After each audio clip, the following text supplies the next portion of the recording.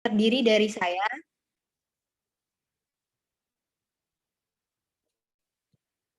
Dina Damayanti dengan NPM 21130534145, serta rekan-rekan saya yang lain, saya persilahkan untuk memperkenalkan diri.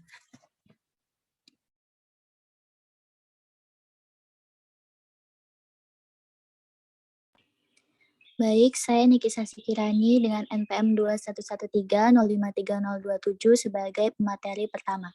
Saya kembalikan ke moderator.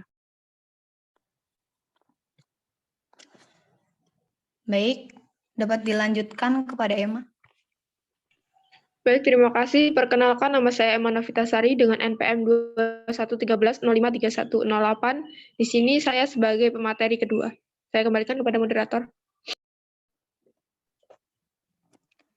Baik, untuk Nikisasi, tolong share screen.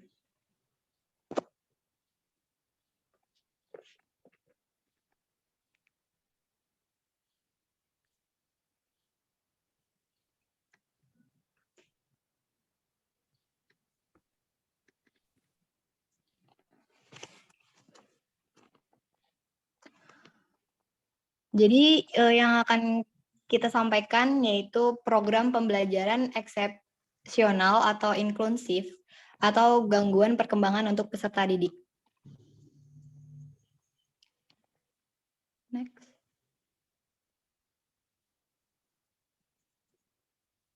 Next. Untuk pokok bahasannya itu yang pertama yang akan kita bahas apa dan bagaimana cara belajar untuk anak yang mengalami gangguan perkembangan atau autis. Yang kedua itu apa dan bagaimana cara mengatasi anak untuk dengan gangguan belajar. Yang selanjutnya apa dan bagaimana cara mendidik anak berbakat. Dan yang terakhir adalah apa saja perilaku bermasalah yang berkaitan dengan sekolah. Untuk pemateri pertama dapat dilanjutkan kepada Niki Sasikirani. Saya persilahkan.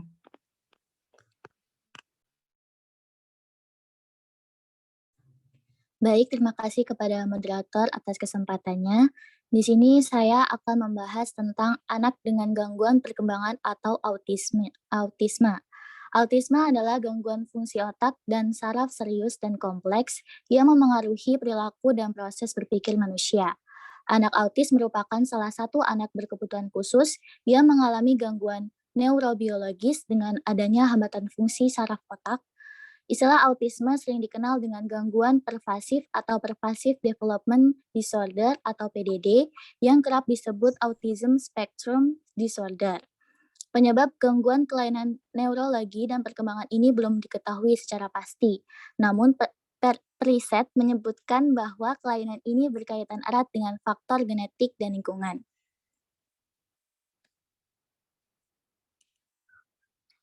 Selanjutnya, beberapa ciri khas yang tampak pada anak-anak autistik. Yang pertama, kesulitan dalam berinteraksi dengan orang lain. Umumnya mereka lebih suka menyendiri dan tidak suka diganggu saat asik melakukan kegiatannya. Kemudian yang kedua, hambatan dalam berbicara dan berinteraksi. Sebagian dari mereka ada yang bisa berbicara dengan baik, namun ada pula yang tak bisa bicara atau hanya menguasai sejumlah kata hingga mereka berusia dewasa. Kemudian yang ketiga, tingkah laku repetitif dan minat yang sempit. Sebagian anak-anak autistik sering menunjukkan tingkah laku khusus yang cenderung diulang-ulang. Misalnya berputar-putar, menepuk-nepuk tangan, atau menggoyangkan badan ke depan dan ke belakang. Tingkah laku ini disebut dengan stimming atau stimulasi diri. Kemudian yang keempat, gangguan tingkah laku. Gangguan tingkah laku dapat muncul dalam bentuk hiperaktivitas atau agresivitas pada sebagian anak autistik. Mereka dapat berlarian, memanjat, atau berputar-putar secara terus-menerus. Kemudian yang kelima, kelekatan pada benda. Jika anak-anak pada umumnya memiliki hubungan yang erat dengan orang tua atau pengasih, maka anak-anak autistik cenderung memiliki ikatan yang lekat dengan benda-benda, misalnya membawa benda tertentu kemanapun mereka pergi. Yang keenam, masalah sensorik.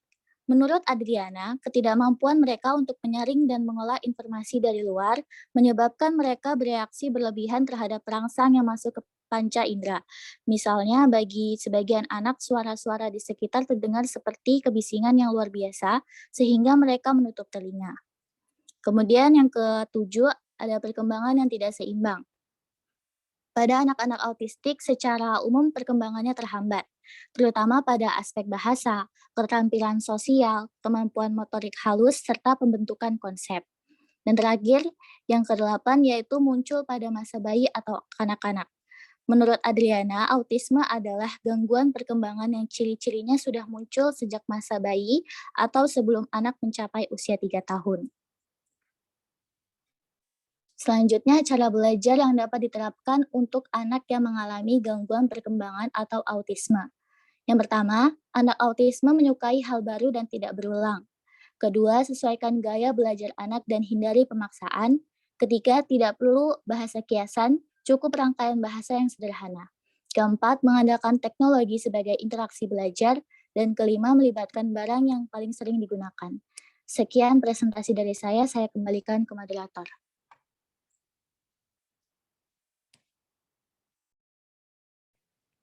Baik, terima kasih kepada Niki Sasi. Dapat dilanjutkan untuk pemateri kedua, saya persilakan. Baik, terima kasih. Untuk materi yang kedua yaitu anak dengan gangguan belajar. Selanjutnya.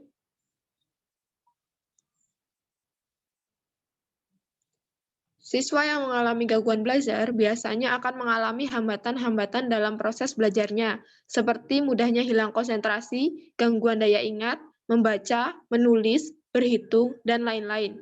Berkaitan dengan gangguan belajar pada siswa, ada dikenal beberapa gangguan atau ketidakmampuan dalam belajar.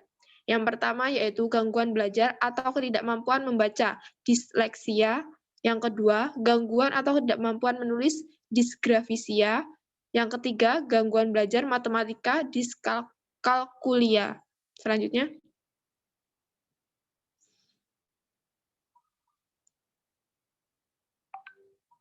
Yang pertama, gangguan disleksia.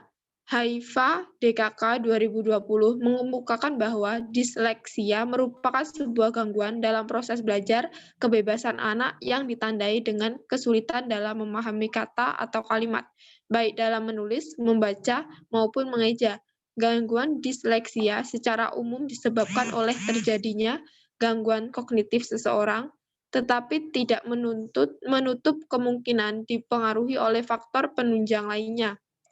Penyebab disleksia yakni masalah fonologi, yaitu hubungan sistematik antara huruf dan bunyi, masalah mengingat perkataan, masalah penyusunan yang sistematis, masalah ingatan jangka pendek, dan masalah pemahaman sintaksis atau tata bahasa. Di antara sekian banyak penyebab, faktor utamanya adalah otak. Alternatif penyembuhan disleksia antara lain anak stimuli di bagian otak dengan sejumlah pembelajaran membaca. Dengan metode multisensori, pembelajaran mengeja dan mengajar dengan bunyi-bunyian dengan isyarat yang bervariasi, dengan pemberian bantuan yang beragam dan teratur. Antar disleksia akan mencapai kemajuan. Selanjutnya.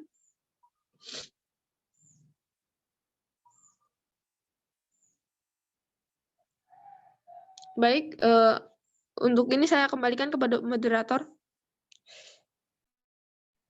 Baik, terima kasih. Untuk pemateri ketiga, saya sendiri, saya akan melanjutkan presentasi yang sebelumnya. Menurut Tatik Saadati tahun 2015, dalam penelitiannya terkait dengan intervensi psikologis pada siswa berkesulitan belajar, menyatakan bahwa anak dengan kesulitan belajar perlu penanggulangan atau bantuan atau intervensi, yakni berupa yang pertama, remedial. Remedial merupakan upaya untuk melakukan perbaikan yang kaitannya dengan fungsi belajar yang menjadi hambatan bagi anak tersebut. Perbaikan seharusnya mengandung makna timbal balik bagi guru dan murid, dan efektifnya dilakukan secara individual.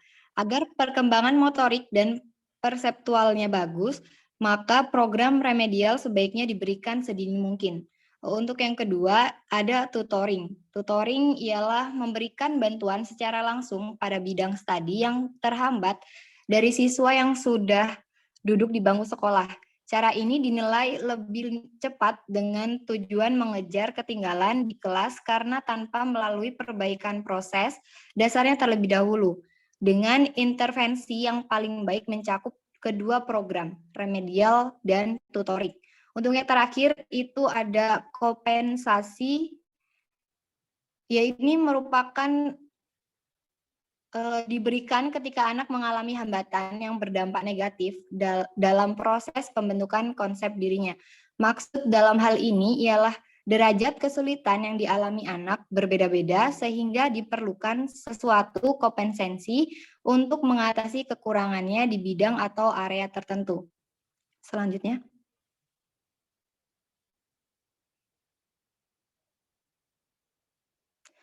Berdasarkan uraian di atas, dapat disimpulkan bahwa metode dan pendekatan guru dalam penanganan anak disleksia mampu meningkatkan kemampuan siswa dalam membelajarkan, membaca, menulis, dan berhitung. Metode yang dapat digunakan dalam pembelajaran di sekolah yaitu metode multisensori, karena dapat mencakup segala keseluruhan merangsang yang pelaksanaannya melibatkan seluruh sensori yang ada pada anak. Metode ini mendayagunakan kemampuan visual atau kemampuan penglihatan siswa dan kemampuan pendengaran kinesik yang dalam tataran ini yaitu kesadaran pada gerak dan peradaban pada siswa.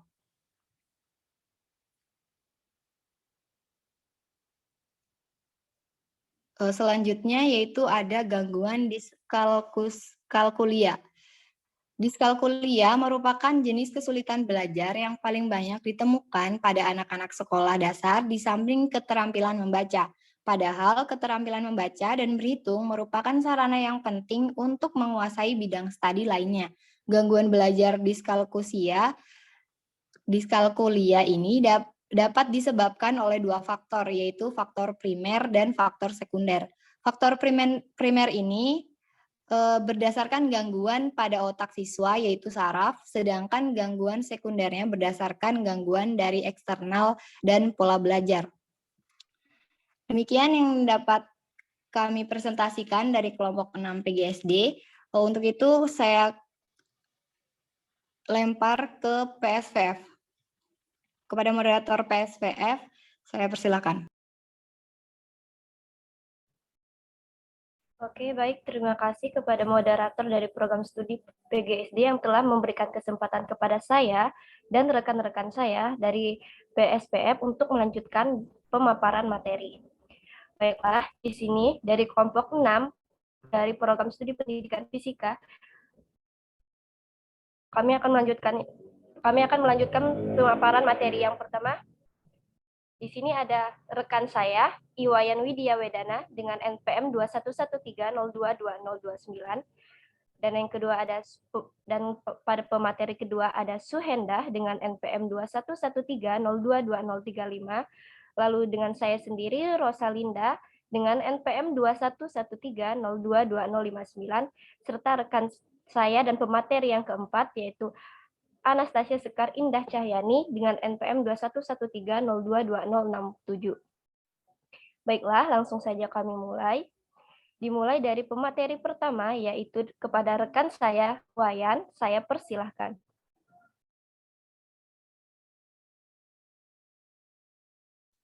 Terima kasih, moderator. Di sini saya akan menyampaikan materi yang pertama.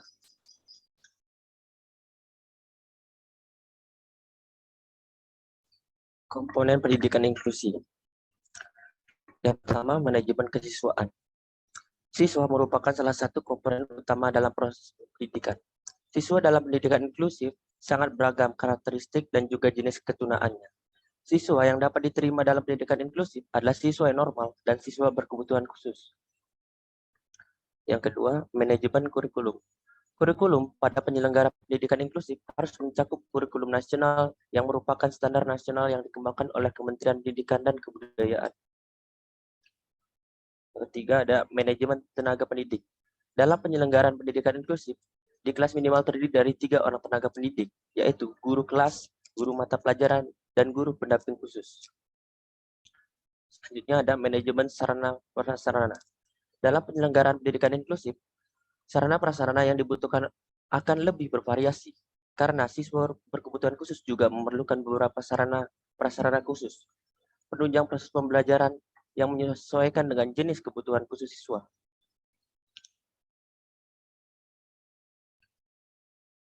Yang kelima ada manajemen keuangan atau dana. Manajemen keuangan pada sekolah inklusif harus mengalokasikan sebagian dananya untuk sebagian keperluan khusus, seperti penilaian, modifikasi kurikulum, tenaga ahli yang terlibat. Yang keenam ada manajemen lingkungan atau hubungan sekolah dan masyarakat. Penyelenggara pendidikan inklusif menjadi tanggung jawab banyak pihak, yaitu pemerintah, sekolah, dan masyarakat. Yang ketujuh, manajemen layanan khusus. Manajemen layanan khusus merupakan suatu proses kegiatan yang memberikan pelayanan kebutuhan kepada siswa untuk menunjang kegiatan pembelajaran agar tujuan pendidikan bisa tercapai secara efektif dan efisien. Selanjutnya ada langkah-langkah operasional penyusunan PPI. PPI disusun untuk memenuhi kebutuhan pembelajaran setiap anak dalam upaya mengembangkan potensinya.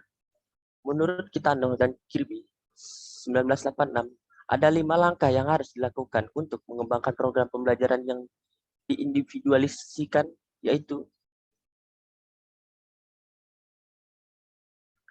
pembentukan tim PPI. Tim ini memiliki tugas merancang dan menyusun program pembelajaran yang akan dikembangkan di kelas. Yang kedua, menilai kebutuhan. Langkah awal tim PPI yaitu melakukan penilaian terhadap kekuatan dan kelemahan anak. Yang ketiga, mengembangkan tujuan pembelajaran. Proses pengembangan tujuan pembelajaran dilakukan dengan cara menyelenggarakan standar kompetensi dalam kurikulum dengan temuan tim PPI dengan hasil asesmen yang dilakukan oleh sekolah. Yang keempat, merancang metode dan prosedur pembelajaran. Proses pembelajaran dalam rancangan PPI harus betul-betul dapat menggambarkan setiap tujuan pembelajaran, dapat dikerjakan dan diselesaikan, serta penilaian yang dikembangkan betul-betul dapat menggambarkan perilaku anak atau keberhasilan pembelajaran anak.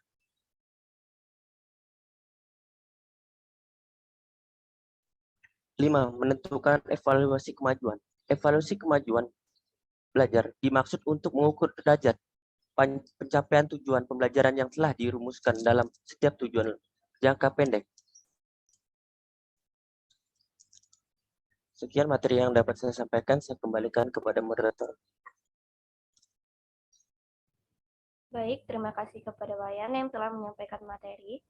Materi selanjutnya akan disampaikan oleh pemateri yang kedua, yaitu kepada Suhenda. Saya persilahkan.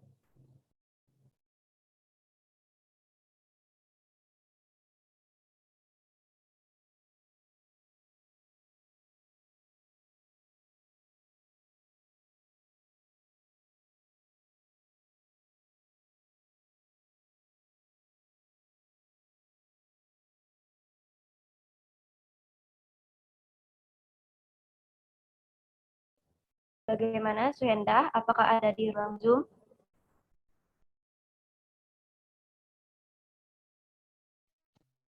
Terkendala sinyal mungkin, Cak. Oke, baik. Kalau begitu, saya akan melanjutkan pemaparan materi yang kedua. Baiklah, pengembangan model pembelajaran di sekolah inklusif. Yang pertama, ada perubahan praktis. Inklusi merupakan perubahan praktis yang memberi peluang kepada anak dengan latar belakang dan kemampuan berbeda bisa berhasil dalam belajar.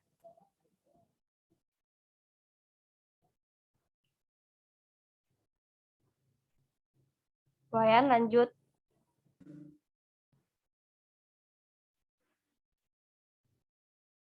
Yang kedua, yaitu mengikut sertakan semua anak tanpa kecuali. Selama ini, istilah inklusi diartikan dengan mengikut sertakan anak berkebutuhan khusus atau child with special needs di kelas umum dengan anak-anak lainnya. Lalu, yang ketiga, yaitu ramah terhadap pembelajaran. Sekolah yang ramah terhadap anak merupakan sekolah di mana semua anak memiliki hak untuk belajar, mengembangkan semua potensi yang dimiliki dirinya secara optimal di dalam lingkungan yang nyaman dan terbuka. Menjadi ramah apabila keterlibatan dan partisipasi semua pihak dalam pembelajaran tercipta secara alami dengan baik. Lalu yang keempat, yaitu esensi program pembelajaran yang diindividualisasikan. Program pembelajaran yang diindividualisasikan atau PPI diadopsi dari istilah Individualized Educational Program atau IEP. Dalam tulisan ini, IEP akan diterjemahkan ke dalam bahasa Indonesia menjadi program pembelajaran individual atau PPI. Next slide.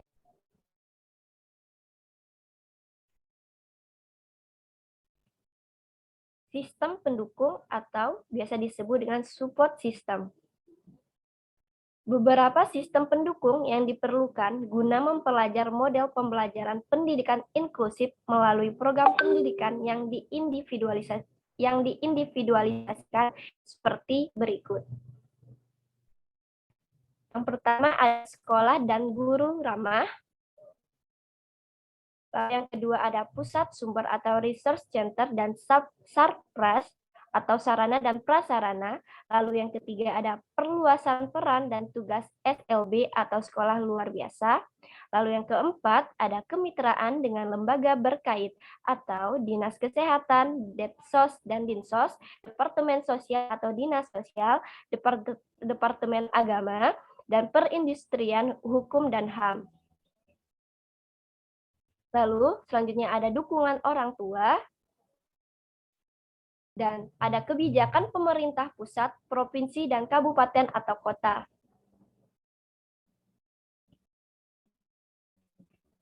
Lalu, ada pun kendala-kendala dalam pengimplementasian pendidikan inklusif. Ada beberapa kendala yang ditemukan dalam mengimplementasikan pendidikan inklusif.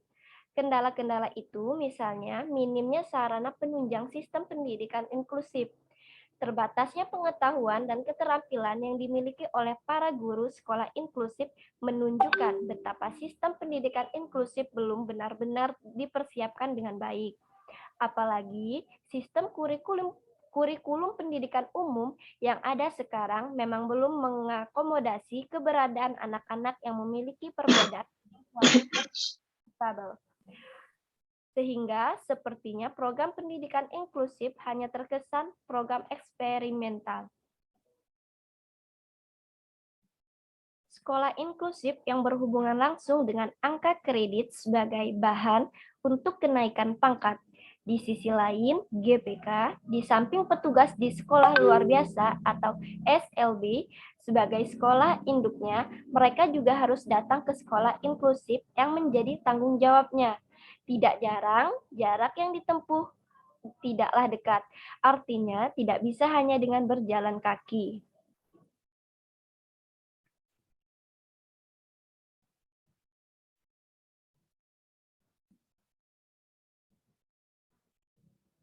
Oke, baik. Terima kasih. Sekian materi yang dapat saya sampaikan. Materi selanjutnya akan disampaikan oleh rekan saya kepada Anastasia Sekar. Saya persilahkan. Baik, terima kasih moderator. Sini saya akan melanjutkan materi yaitu tentang hal-hal yang diperlukan dalam penerapan pendidikan inklusi. Baik. Menurut Ahmad Sopandi, Found, Bose, and Scrum, tahun 2000, alternatif penempatan anak berkebutuhan khusus di sekolah inklusi adalah sebagai berikut. Yang pertama yaitu ada alternatif penempatan. Kelas reguler atau kelas inklusi penuh, anak berkebutuhan khusus belajar bersama anak lain atau yang normal sepanjang hari di kelas reguler dengan menggunakan kurikulum yang sama. Lalu yang B, kelas reguler dengan klaster berkelainan belajar bersama anak normal di kelas reguler dalam kelompok khusus. Lalu yang ketiga itu ada klaster reguler dengan klaster end-to-out.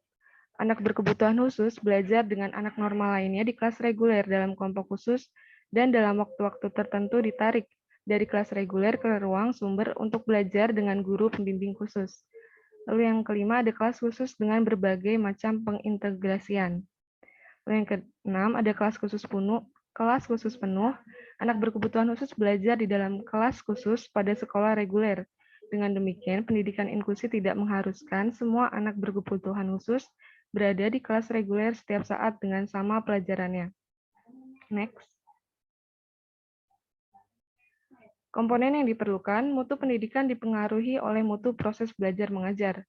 Sementara itu, mutu proses belajar mengajar ditentukan oleh berbagai faktor yang saling terikat antara satu sama lain, yaitu input siswa, kurikulum, tenaga kependidikan, sarana prasarana, dana, pengelolaan, dan lingkungan.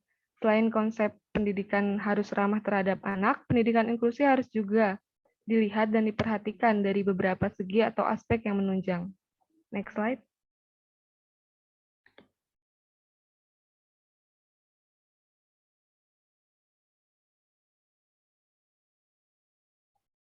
Manajemen kelas dalam pembelajaran di sekolah inklusi.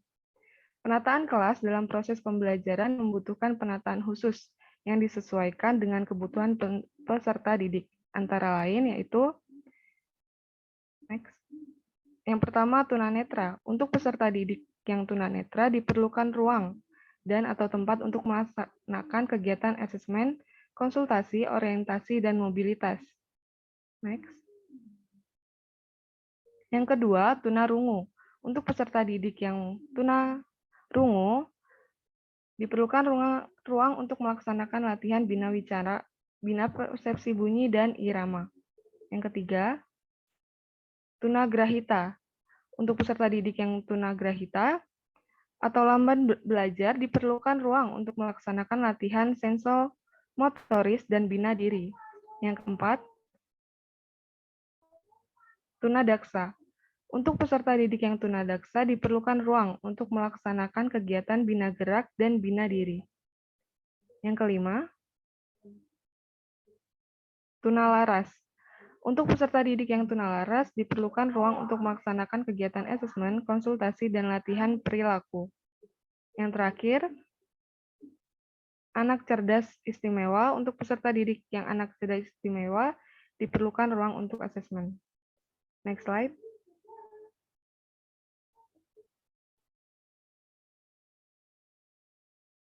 Metode pembelajaran. Desain dan rencanakan pembelajaran di kelas untuk semua anak sejak jauh hari dan pastikan bahwa semua materi, media belajar yang diperlukan sudah disiapkan. Guru menyampaikan pembelajaran mengacu pada standar proses 23 dengan menerapkan strategi dan menggunakan media yang variatif, serta melaksanakan PKM sesuai karakteristik kebutuhan anak yang beragam. Memberikan penjelasan terlebih dahulu kepada peserta didik mengenai jenis hambatan, misalnya infeksi pada mata atau telinga, yang dapat menyebabkan hambatan pada anak untuk melihat dan mendengar. Hambatan tersebut tidak menular karena bukan penyakit. Salah satu metode menjelaskan hal ini akan lebih efektif dengan mengundang narasumber untuk berkunjung ke kelas dan menjelaskannya di kelas, sehingga anak dapat bersikap baik, ramah, dan positif. Bagi pembelajar yang memiliki hambatan khusus akan termotivasi, lebih percaya diri untuk meraih masa depannya sesuai dengan talentanya. Next. Guru memberikan teladan untuk anak reguler dalam bersikap yang positif dan guru memberikan layanan pendidikan yang berkualitas untuk anak berkebutuhan khusus yang memiliki hambatan dalam belajar. Guru memberi kesempatan kepada semua anak untuk berkembang dan berkolaborasi. Guru memiliki harapan yang positif terhadap masa depan anaknya dengan memberikan motivasi kepada anak mengatakan tidak ada kata gagal dalam hal belajar. Baik, sekian materi yang dapat saya sampaikan. Saya kembalikan kepada moderator. Baiklah, terima kasih Sekar atas penyampaian materi. Materi selanjutnya akan disampaikan oleh rekan saya Suhendah. Kepada Suhendah, saya persilahkan.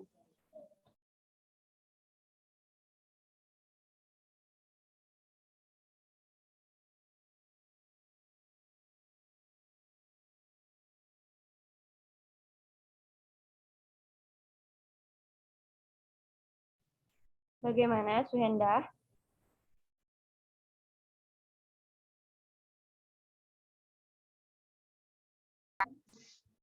Gedein layarnya. Baik, sebelumnya di sini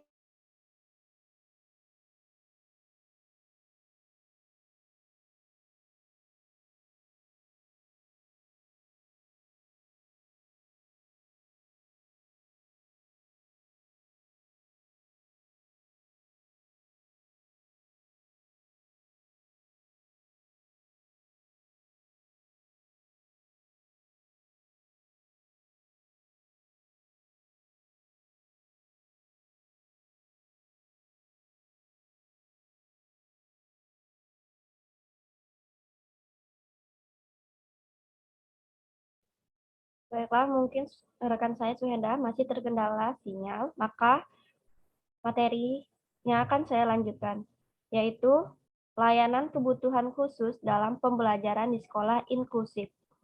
Yang pertama, anak tunanetra atau visual impaired. Anak tunanetra adalah mereka yang penglihatannya menghambat untuk memfungsikan dirinya untuk berinteraksi. Dengan demikian, diperlukan akses lingkungan yang mengarah pada usaha untuk menghilangkan batas-batas yang menyebabkan keterbatasan pada anak tunanetra.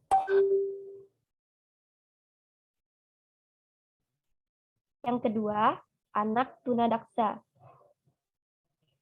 Guru memperhatikan latar belakang medianya, kemampuan geraknya, bagaimana komunikasinya, bagaimana keadaan anak tersebut, apakah menggunakan alat bantu, sehingga guru dapat mempersiapkan lingkungan yang mudah diakses oleh anak tunadaksa.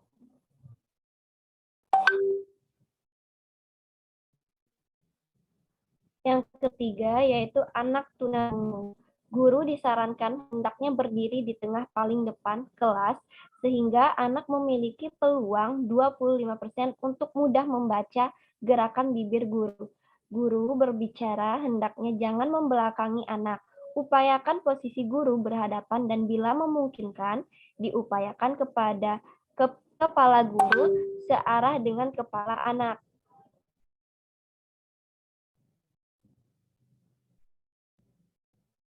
Next slide.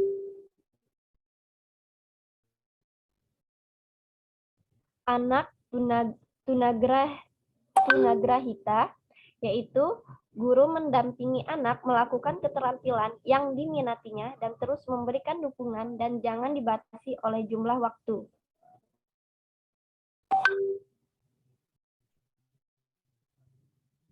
Yang kelima yaitu anak tunalaras.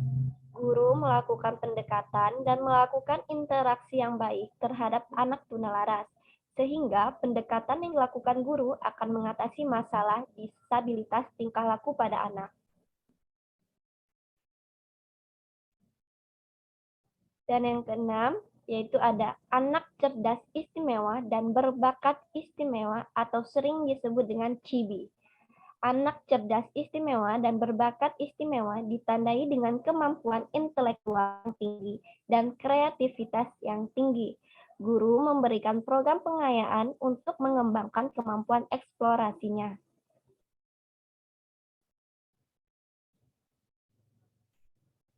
Next slide. Baiklah, cukup sekian pemaparan materi yang dapat kami sampaikan. Selanjutnya, kita akan masuk kepada sesi diskusi ataupun tanya jawab, yang mana pada diskusi tanya jawab ini kami memberikan kesempatan kepada 4 orang penanya untuk menyampaikan pertanyaannya terkait materi yang telah kami sampaikan baik dari kelompok 6 PGSD dan kelompok 6 PSPF. Untuk yang ingin menyampaikan pertanyaannya, silakan raise hand.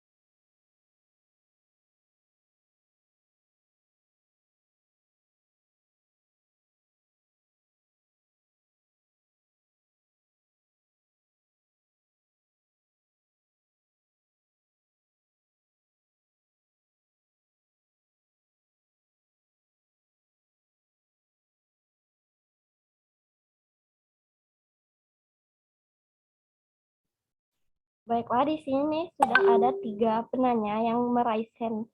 Lalu yang kesatunya itu ada Daib Kurniawan dari program studi PSPF. Terkendala sinyal sehingga Daib tidak dapat masuk ke dalam ruang Zoom.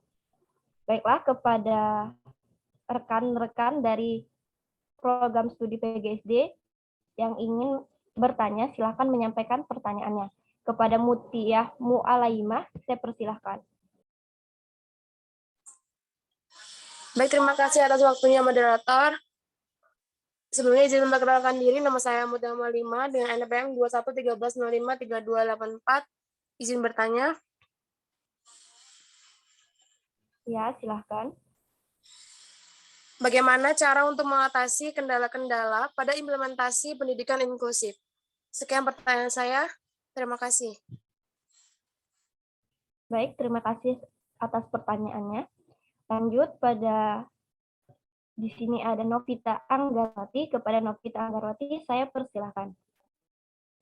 Terima kasih moderator atas kesempatannya. Sebelumnya izin memperkenalkan diri, nama saya Novita Anggarwati, NPM 2113053200. Izin bertanya, jika peserta didik sedari kecil terlalu banyak menghabiskan waktunya bermain gadget, apakah bisa menimbulkan gangguan dalam proses belajarnya? Jika iya, mengapa hal tersebut dapat terjadi? Terima kasih, saya kembalikan kepada moderator. Baik, terima kasih Novita. Selanjutnya yaitu dari program studi PSPF, di sini ada Nia Nurma Yunita. Kepada Nia, saya persilahkan. Terima kasih moderator atas kesempatannya. Sebelumnya izin memperkenalkan diri, nama saya Nina Mayunita dengan NPM 2113022247.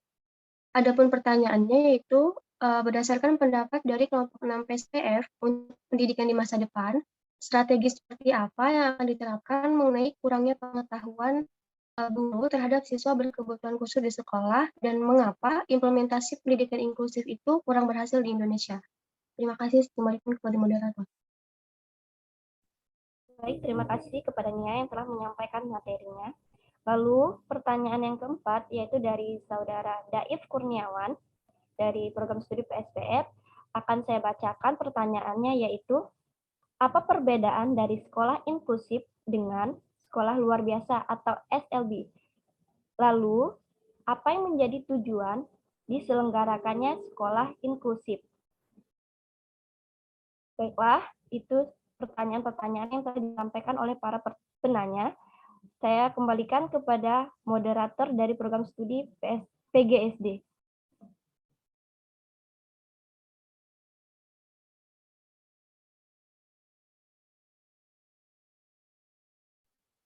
Baik, terima kasih kepada moderator dari PSPF. Untuk pertanyaan dari PGSD, langsung saja bisa dijawab.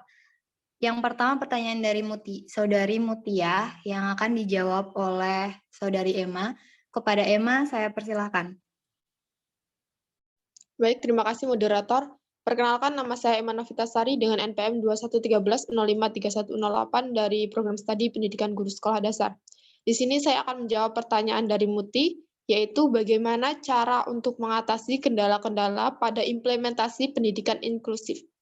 Jadi kendala-kendala dalam implementasi pendidikan inklusif yaitu yang pertama keterbatasan pengetahuan serta keterampilan guru.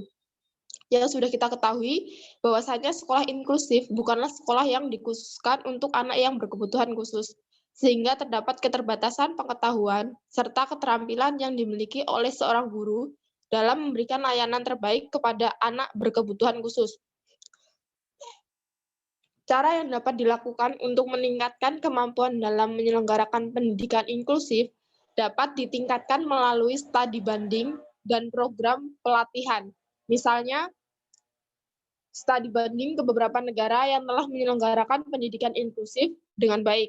Setelah itu diimplementasikan di Indonesia dan diadaptasikan dengan kondisi nyata di Indonesia. Dari hasil studi banding itu bermanfaat untuk mendorong terjadinya perubahan-perubahan di sekolah inklusif seperti yang pertama, anak belajar aktif. Yang kedua, terjalin kerjasama. yang lebih erat dengan keluarga. Yang ketiga, dipergunakan pendekatan seluruh sekolah dan dukungan belajar antar teman sebaya. Yang keempat, dukungan dari administrator dan masyarakat setempat melalui pembentukan komite. Yang kelima, pelatihan guru berbasis sekolah yang berkesinambungan. Dan yang keenam, pengintegrasian anak ABK secara bertahap. Setelah itu, kendala lainnya yaitu sarana dan prasarana sekolah yang belum lengkap. Kekurangan sarana dan prasarana sekolah membuat anak-anak berkebutuhan khusus merasa kesulitan dalam menerima materi pelajaran. Oleh sebab itu, sekolah harus memastikan bahwa sarana dan prasarana terpenuhi. Sekolah inklusi harus diperhatikan dan didukung oleh seluruh pihak jika tidak mau dipandang sebelah mata dari isu-isu pendidikan yang ada pihak pemangku kepentingan. Jangan hanya tertarik pada sekolah normal dibandingkan sekolah inklusi.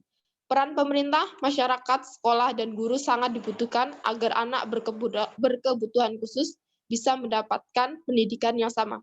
Terima kasih. Sekian jawaban saya kembalikan kepada moderator.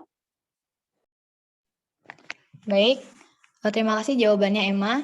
Adakah rekan-rekan yang lain yang ingin menambahkan jawaban dari Saudari Emma? Baik, terlihat Irma Susanti. Raise hand, saya persilakan. Baik, terima kasih moderator atas kesempatannya.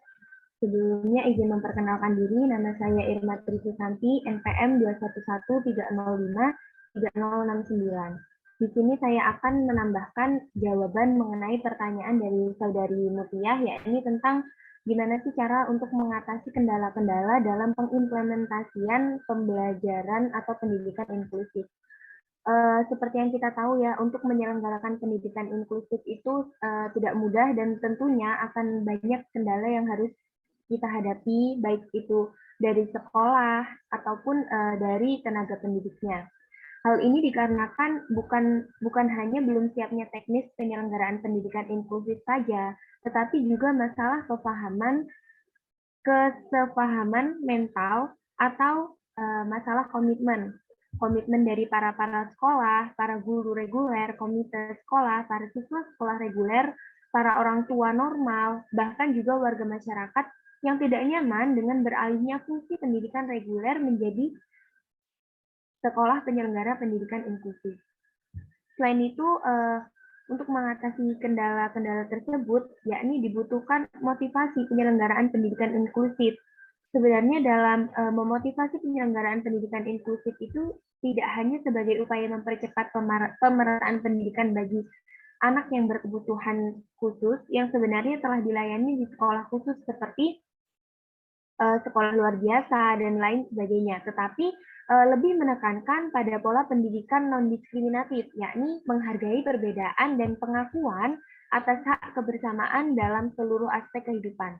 Untuk itu, selain peran guru ataupun penyelenggara dari sekolah, pemerintah juga memiliki peran yang sangat penting dalam menyiapkan sekolah inklusif ini atau pendidikan inklusif. Pemerintah sejak dini seyogyanya memberikan pelatihan khusus kepada para guru sekolah penyelenggara pendidikan inklusif.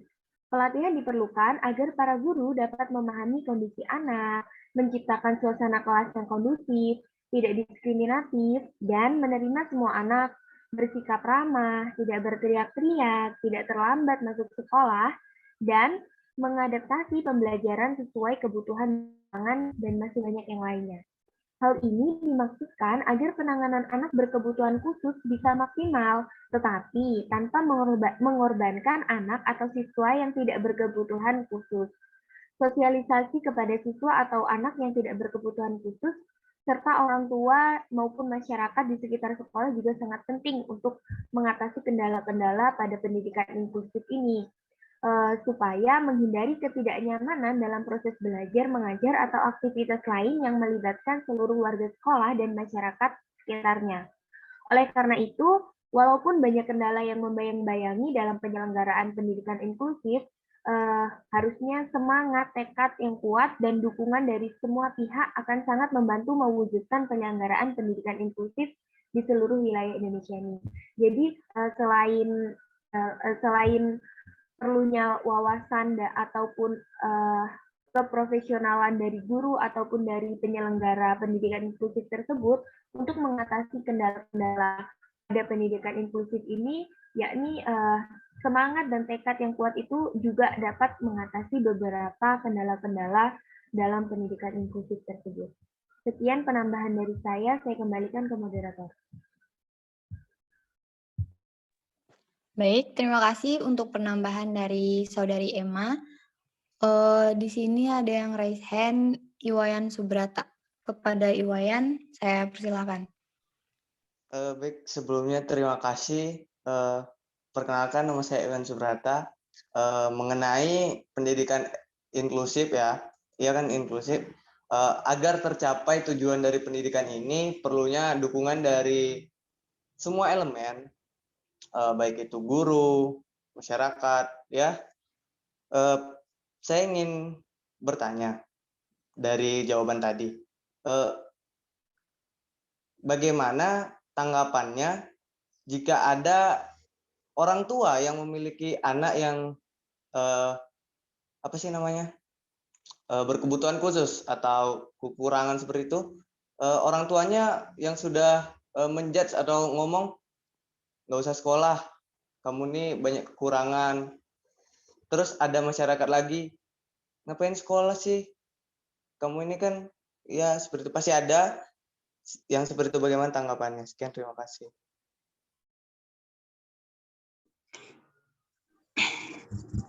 Terima kasih untuk penambahan dari Saudara Wayan. Ini terakhir ya. Untuk Saudari Friska, saya persilakan. Baik, terima kasih kepada moderator. Sebelumnya izin perkenalkan diri, nama saya Friska Aprila Saputri dari kelas PGSD. Ini jawab pertanyaan dari Wayan atau nambahin ya?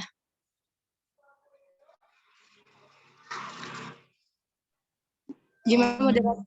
Menambahkan. Oh, menambahkan. Kirain jawab pertanyaan dari Wayan. Boleh sih, kalau mau. Jawab pertanyaan dari Wayan aja ya. Sebelumnya tadi kan pertanyaannya Wayan itu gimana sih tanggapan kita nih jika ada orang tua yang mempunyai anak keterbatasan gitu ya. Kenapa nggak boleh sekolah? Kamu kan punya keterbatasan begini, mending kamu di rumah aja gitu. Menurut saya pribadi ya, dalam hal ini tuh termasuk orang tua itu salah. Seharusnya ketika kita mempunyai anak yang memiliki keterbatasan tertentu, jangan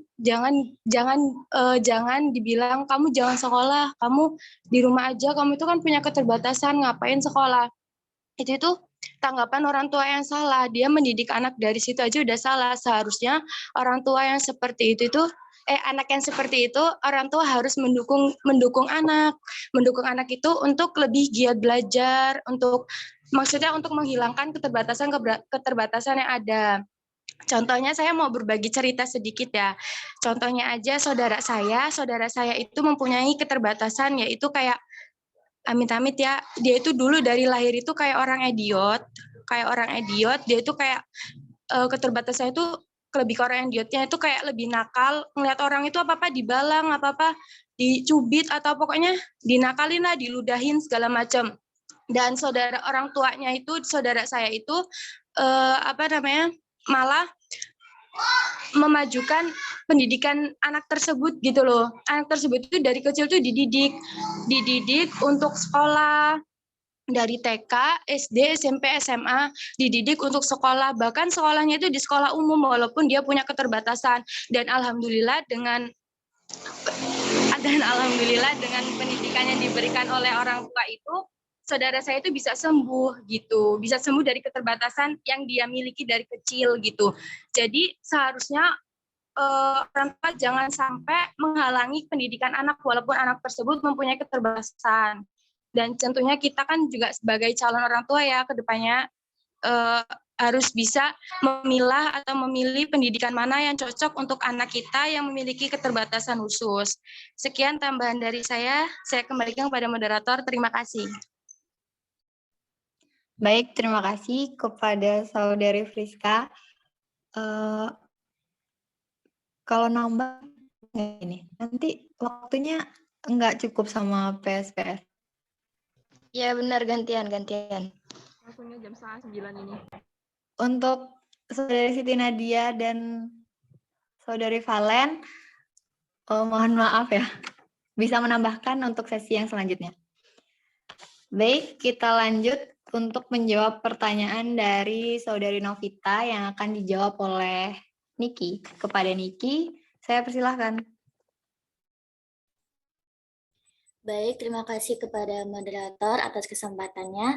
Saya Niki Sasikirani akan menjawab pertanyaan dari Novita Anggarwati, yaitu jika peserta didik sedari kecil terlalu banyak menghabiskan waktunya bermain gadget, apakah bisa menimbulkan gangguan dalam proses belajarnya?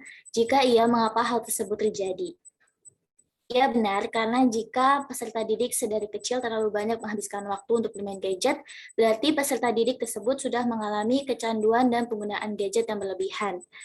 Nah, tentu hal itu akan memberi dampak buruk bagi perkembangan sosial, gangguan pada proses belajar, dan emosional anak, seperti anak menjadi pribadi tertutup, terganggunya waktu tidur, suka menyendiri, anak kurang mampu berbahasa Indonesia dengan baik, adanya perilaku kekerasan, pudarnya kreativitas, ancaman pribadi yang antisosial, menjadi pribadi yang antisosial, ancaman cyberbullying, semangat belajar berkurang, dan konsentrasi belajar menjadi menurun, sehingga menyebabkan prestasi siswa pun menurun.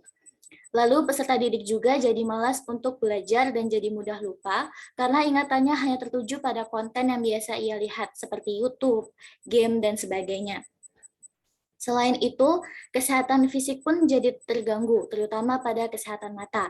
Karena berlebihan dalam menggunakan gadget bisa mengakibatkan mata menjadi rabun dan mudah lelah serta mengakibatkan insomnia.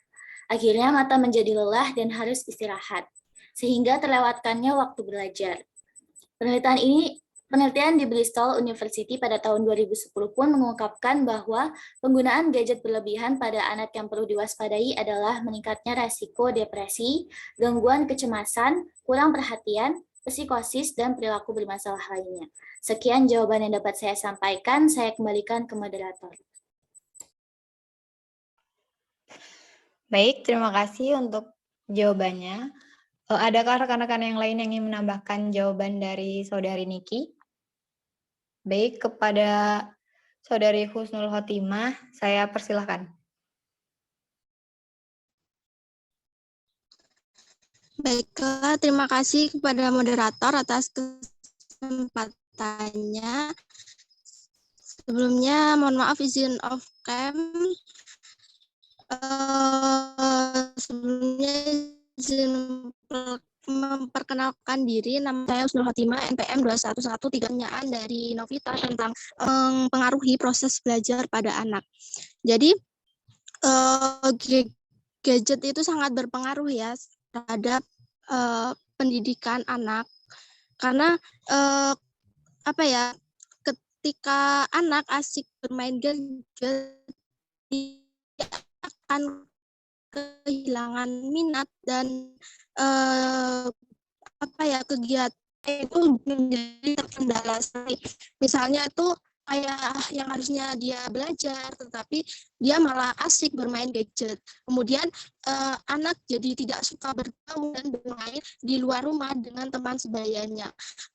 Kan banyak tuh kita lihat kayak anak sekarang, dia lebih asik bermain di dalam rumah, bahkan dia terlalu fokus gitu. Kadang temannya aja yang di sekitar itu nggak dia perhatiin teman gitu. Jadi dia kayak yang dibilang Niki tadi, dia mengalami kesulitan berkomunikasi contohnya. Kemudian ada lagi anak cenderung bersikap membela diri atau marah ketika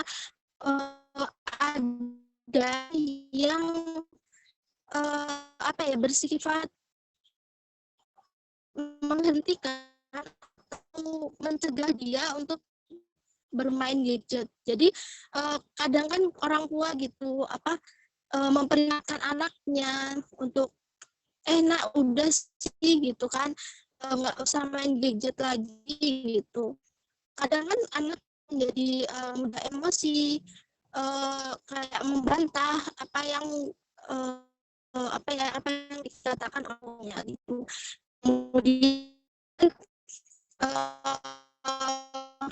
ada lagi anak kadang itu suka berbohong untuk bermain gadget. Jadi kadang dia apa yang ngumpet gitu kan, itu sangat mempengaruhi proses pembelajaran anak. Jadi dia tuh kayak susah gitu diaturnya, kayak berbuat semena-mena gitu kan.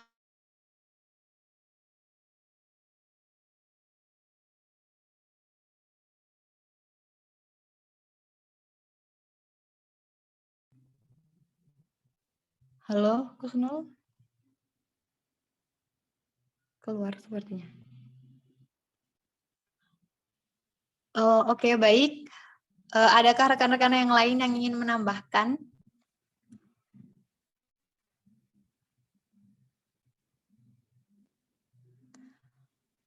Baik, untuk Saudari Septiana, saya persilakan.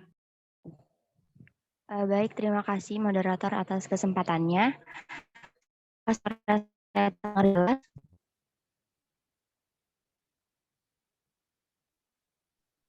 Iya, Jelas. Baik, terima kasih. Sebelumnya mohon maaf untuk off cam karena terkendala sinyal ya kalau di on camin.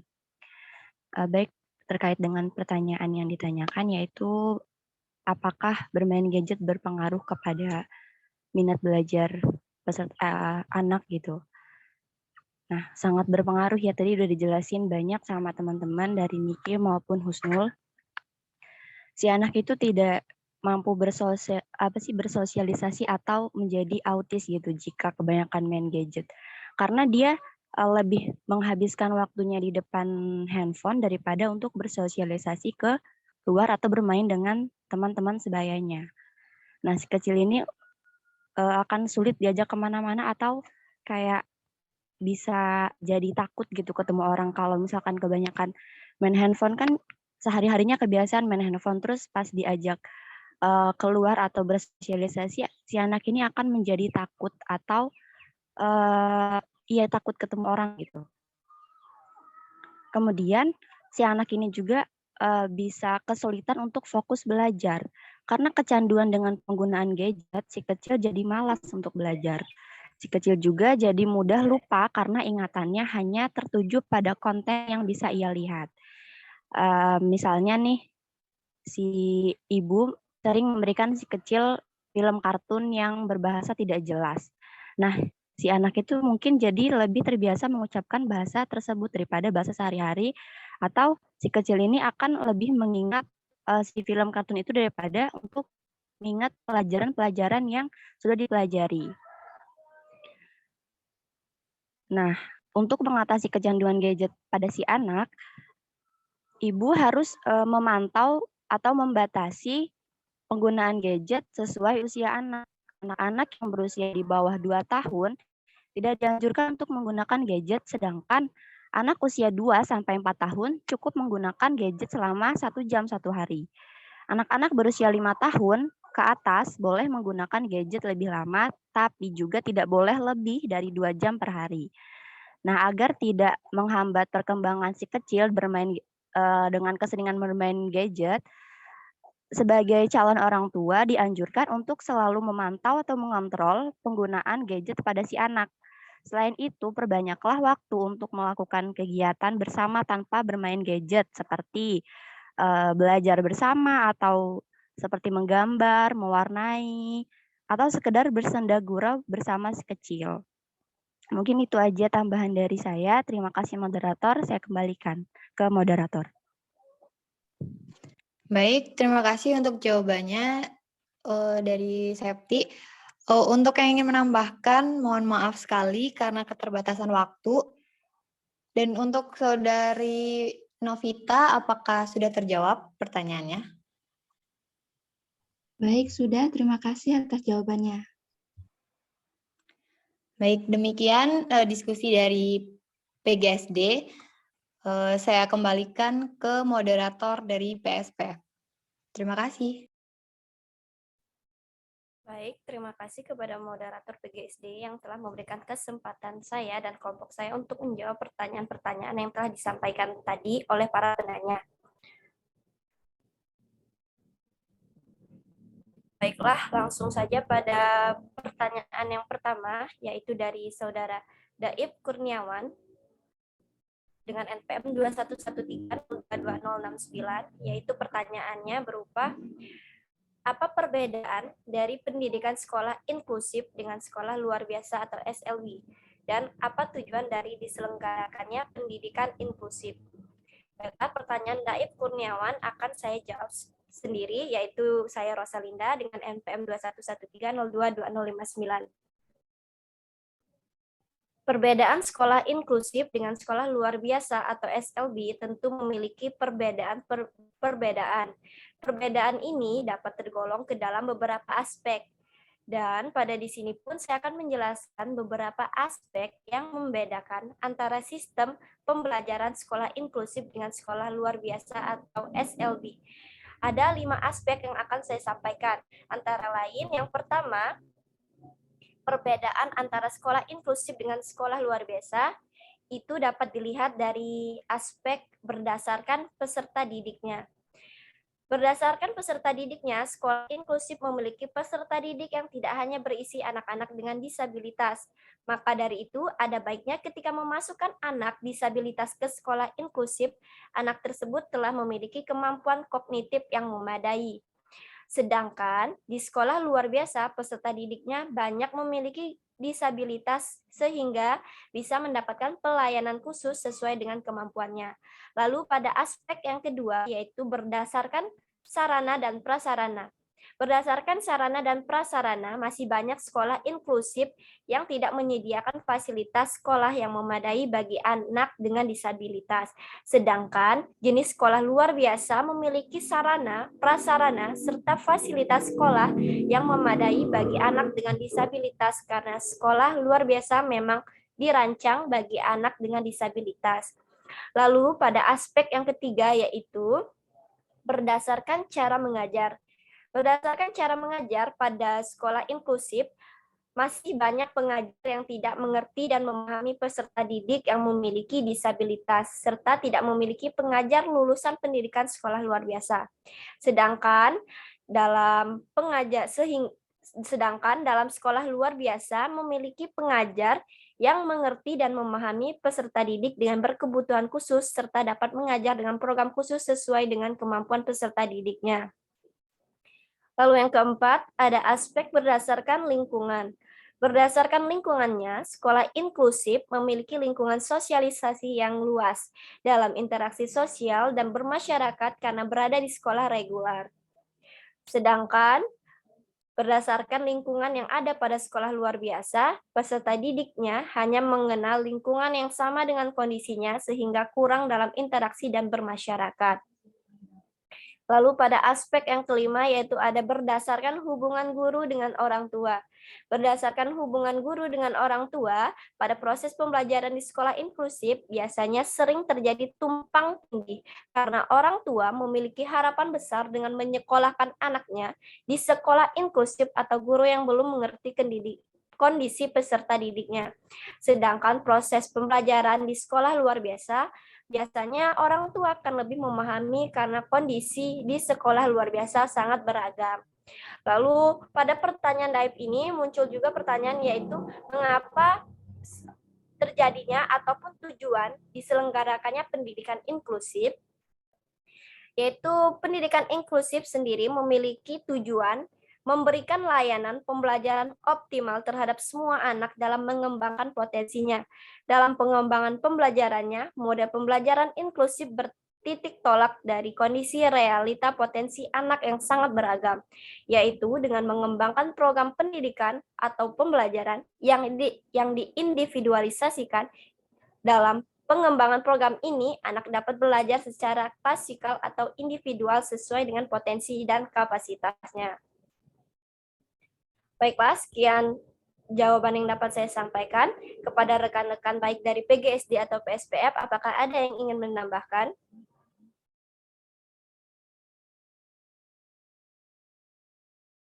Baiklah, di sini ada Wulansyah Hidayatullah. Kepada Wulansyah Hidayatullah, saya persilakan untuk menambahkan jawaban. Baik, terima kasih kepada moderator. Oke, di sini saya akan menjawab menambahkan pernyataan dari Daif ya. Pernyataan.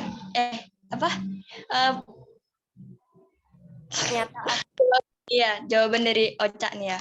Jadi tadi pertanyaannya dari Daib, apa perbedaan dari pendidikan sekolah inklusif dengan sekolah luar biasa atau SLB? Nah, jadi kalau menurut saya itu sekolah inklusif itu merupakan jenis sekolah baru ya yang ada di Indonesia. Sekolah inklusif ini sendiri itu merupakan sekolah di mana anak umum dan anak yang berkebutuhan khusus seperti tunanetra, terus tunarungu, tunadaksa, autis, atau kekhususan lainnya gitu ya untuk belajar dalam suatu kelas. Jadi pada umumnya di sekolah inklusif ini selain ada guru umum, terdapat juga guru pembimbing khusus yang memiliki latar belakang jurusan pendidikan luar biasa seperti itu. Jadi di mana guru khusus tersebut berfokus pada anak berkebutuhan khusus agar bisa mengikuti pembelajaran dengan baik. Tidak semua anak berkebutuhan khusus itu bisa masuk di sekolah inklusif. Kenapa? Tentu ada kriterianya. Apakah siswa tersebut dengan bimbingan bisa mengikuti pembelajaran seperti itu. Bagi yang memenuhi bisa masuk, tetapi bila tidak memungkinkan, siswa tersebut akan lebih baik bila masuk ke sekolah luar biasa atau SLB.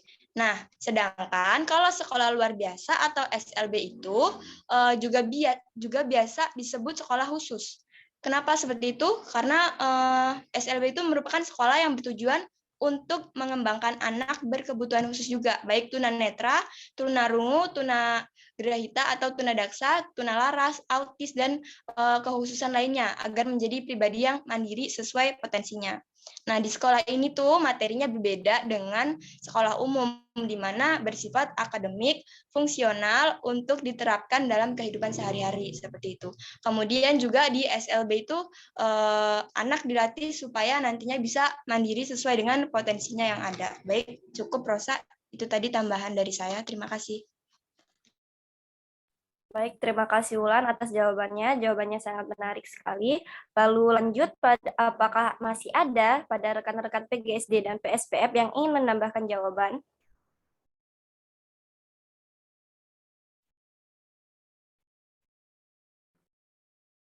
Bagaimana? Jika tidak ada, akan dilanjutkan pada pertanyaan yang kedua. Mungkin cukup moderator. Bagaimana, Irma? Mungkin cukup. Oke, baik. Lanjut pada pertanyaan yang kedua, yaitu dari Nia Nurma Yunita. Pertanyaan dari Nia Nurma Yunita akan dijawab oleh rekan saya, Suhenda. Kepada Suhenda, saya persilahkan. Baik, sebelumnya di sini saya akan menjawab pertanyaan dari Nia Nurma Yunita, yaitu berdasarkan pendapat dari kelompok 6, untuk pendidikan di masa depan, strategi apa yang akan diterapkan mengenai kurangnya pengetahuan guru tentang siswa berkebutuhan khusus di sekolah, dan mengapa implementasi pendidikan inklusif kurang berhasil di Indonesia? Strategi yang dapat diterapkan mengenai kurangnya pengetahuan guru tentang siswa berkebutuhan khusus di sekolah, yaitu dengan strategi pembelajaran dengan interaksi secara langsung. Nah, dengan strategi ini, merupakan pembelajaran yang relevan dikarenakan interaksi secara langsung menjadikan peserta didik ABK merasa lebih diperhatikan, sehingga mereka menjadi lebih semangat untuk mengikuti proses pembelajaran. Dan selain itu, strategi pembelajaran yang tepat untuk peserta didik ABK, yaitu dengan adanya guru yang berkompeten, yaitu guru yang memang pendidikannya untuk mengajar peserta didik ABK, sehingga ABK tersebut lebih memahami cara mengatasi permasalahan yang ada pada masing-masing ABK saat proses pembelajaran, sehingga dapat memberikan strategi pembelajaran yang tepat.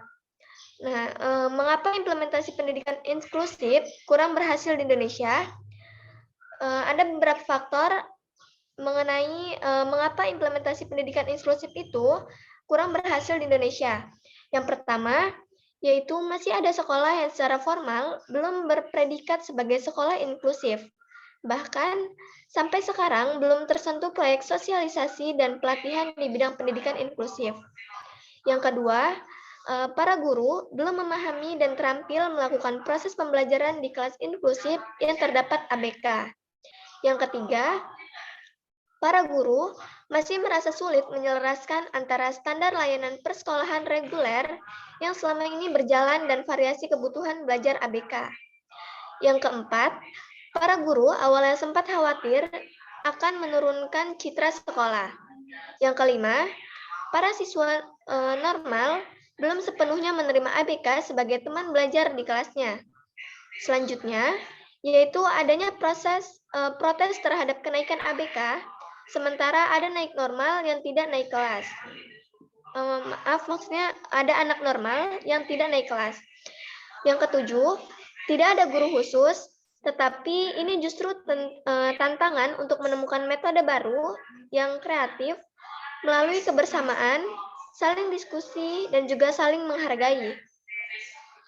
Yang ke-8, perubahan dan proses adaptasi pembelajaran dilakukan terus-menerus melalui kerjasama, saling memotivasi, saling membantu, saling mendukung, komunikasi, dan belajar dari pengalaman. Yang ke-9, mengembangkan kerjasama antar guru dan meningkatkan jalinan komunikasi dengan orang tua. Selanjutnya, sekalipun diakui menambah beban tambahan, namun diterima sebagai tantangan. Sekolah belum mampu menyediakan program yang tepat bagi ABK dengan kondisi kecerdasan di bawah rata-rata. Yang selanjutnya yaitu belum adanya sistem evaluasi hasil belajar, baik formatif dan juga sumatif, yang tepat sesuai dengan kebutuhan ABK, karena kurangnya sarana dan sumber belajar aksesabilitas untuk mengakomodasi kebutuhan mobilitas dan belajar ABK. Selanjutnya, belum seluruh warga sekolah memiliki kesepahaman tentang pendidikan inklusif dan layanan ABK. Selanjutnya, masih adanya anggapan keberadaan ABK akan mempengaruhi ketuntasan hasil belajar akhir tahun akibat ABK dipindahkan di SLB menjelang ujian. Selanjutnya, layanan inklusif masih belum menyatu dalam sistem dan iklim sekolah, sehingga ada dua label siswa ABK dan juga reguler. Yang selanjutnya yaitu belum semua mengambil kebijakan termasuk bidang pendidikan memahami tentang sistem inklusif. Selanjutnya yaitu secara pengelolaan pelaksanaan pendidikan inklusif yang kurang dipersiapkan dengan kompresif. Yang terakhir yaitu belum optimalnya penyediaan bahan ajar sesuai dengan ABK. Sekian jawaban dari saya kembalikan ke moderator. Baik, terima kasih Suhenda atas penyampaian jawaban atas pertanyaan dari Saudara Nia Nurma Yunita. Baiklah, di sini saya melihat ada rekan saya Puspita Triwijaya yang ingin menambahkan jawaban. Silakan kepada Puspita.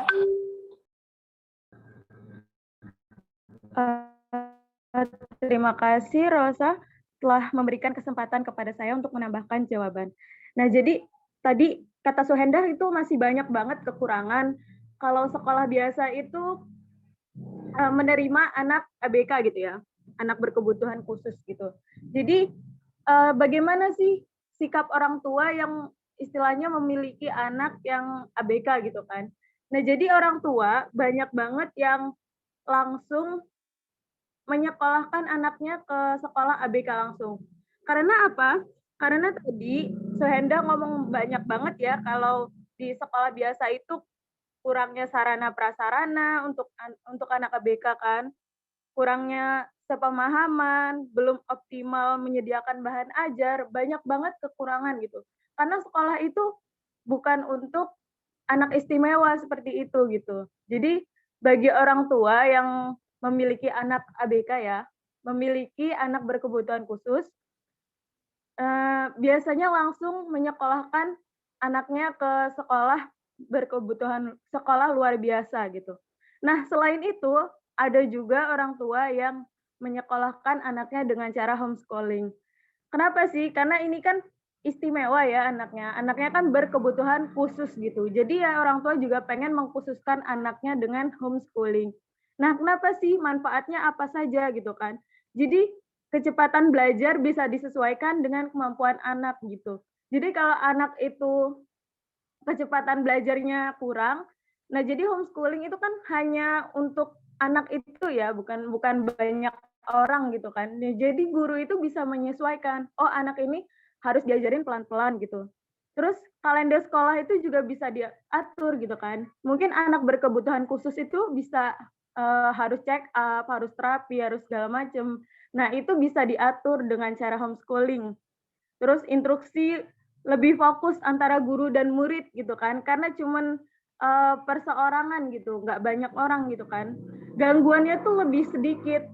Kenapa? Karena banyak anak berkebutuhan khusus ini yang istilahnya dibully gitu, istilahnya gitu ya.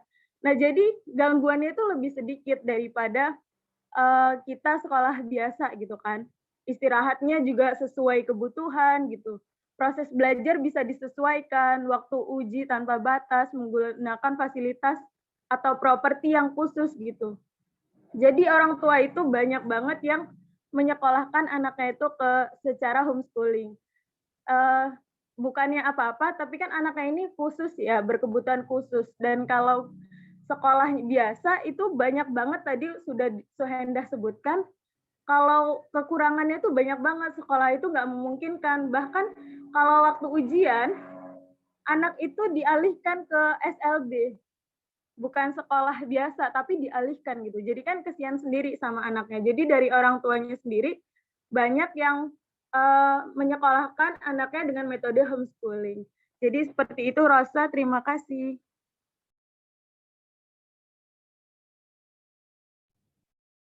Baik, terima kasih Puspita atas penambahan jawabannya. Selanjutnya di sini ada rekan dari program studi PGSD yaitu Siti Nadia Nur Amalia. Kepada Siti saya persilahkan untuk menambahkan jawaban. Baik, terima kasih moderator atas kesempatannya. Sebelumnya perkenalkan, saya Siti Nadia, NPM 211305318 dari PGSD.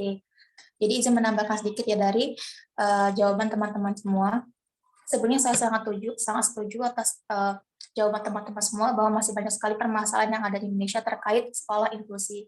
Nah, di sini saya sedang mencari beberapa data.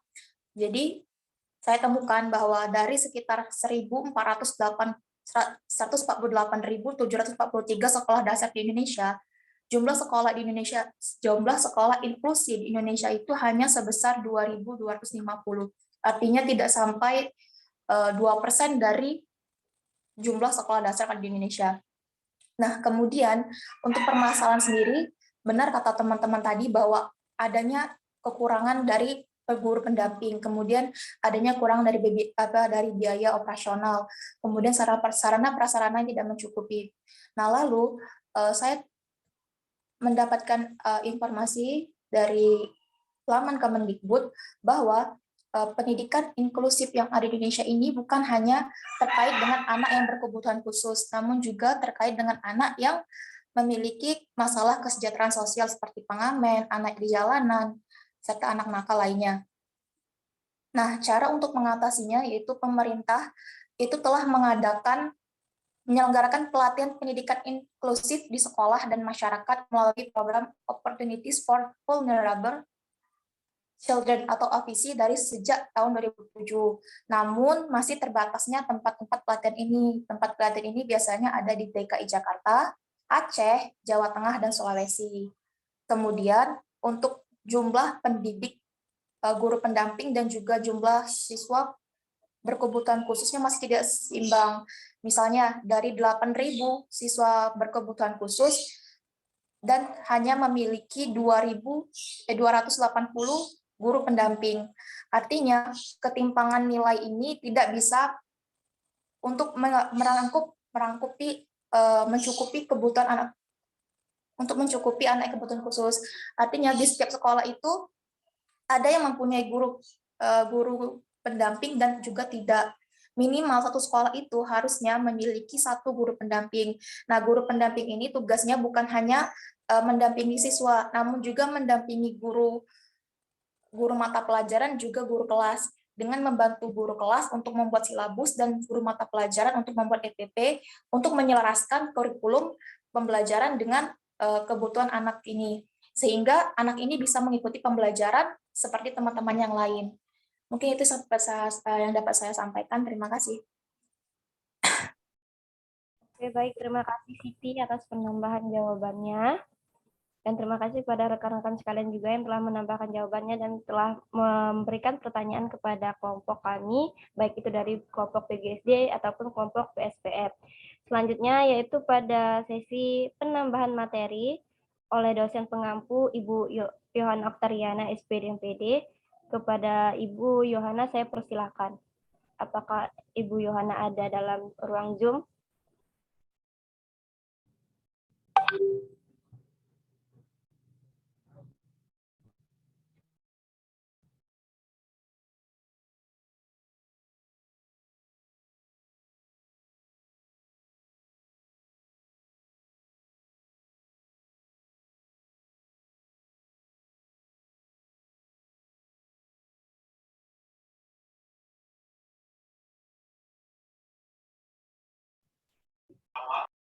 Baik, sepertinya Ibu Yohana tidak ada di ruang Zoom. Mungkin beliau ada hal yang harus diselesaikan sehingga beliau tidak hadir pada pertemuan pada pagi hari ini.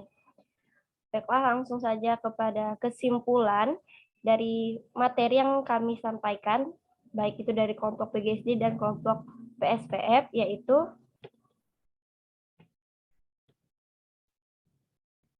kesimpulan pada materi pagi hari ini yaitu tujuan pendidikan akan tercapai jika sistem pendidikan baik di sekolah dengan proses pembelajaran inklusif dengan sekolah yang luar biasa itu memiliki tujuannya masing-masing. Tentunya akan ada kelebihan dan kekurangan pada kedua sistem pembelajaran di sekolah yang berbeda ini. Memberikan kesempatan yang melayani kebutuhan pembelajaran siswa yang beragam latar belakang sosial dan budaya, serta karakteristik individu dalam hal motivasi, kemampuan, gaya, dan irama belajar sehingga siswa dapat terakomodir keterampilan dan pengetahuannya. Guru sebagai profesi di lembaga atau sekolah yaitu melayani siswa di kelas mampu menerima perbedaan dan keberagaman dalam kelas serta memfasilitasi kebutuhan setiap siswa. Baiklah, demikian kesimpulan yang dapat saya sampaikan dan demikianlah perjumpaan diskusi pada pagi hari ini. Saya mewakili dari kelompok dari program studi PGSD serta kelompok dari program studi PSPF mengucapkan mohon maaf apabila terdapat kekurangan baik dari tingkah laku ataupun ucapan-ucapan yang salah dari kami, dan kepada Allah kami mohon ampun. Dan agar perjumpaan pada pagi hari ini mendapatkan berkah dan rahmat dari Allah, kita tutup dengan mengucapkan lafaz hamdalah. Alhamdulillahirabbil alamin. Alhamdulillahirabbil alamin. Baiklah, cukup sekian dari saya dan rekan-rekan saya. Saya ucapkan terima kasih. Saya akhiri. Wabillahi taufiq wal hidayah. Wassalamualaikum warahmatullahi wabarakatuh. Waalaikumsalam warahmatullahi wabarakatuh. Assalamualaikum warahmatullahi wabarakatuh.